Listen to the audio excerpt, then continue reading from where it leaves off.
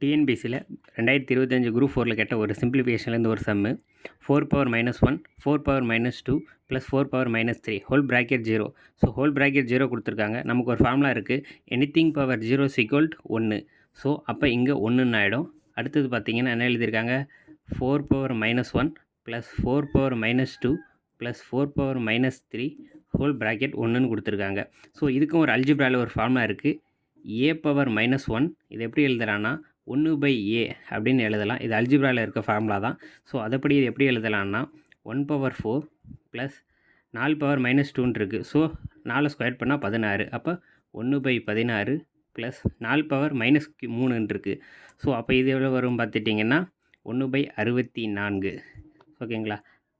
அடுத்து பார்த்தீங்கன்னா எல்சிஎம் எடுக்கணும். So least number 64. இந்த 64ஆல் 16 வகுப்படும், 4ம் வகுப்படும். ஸோ கண்டிப்பாக 64 தான் இருக்கும்.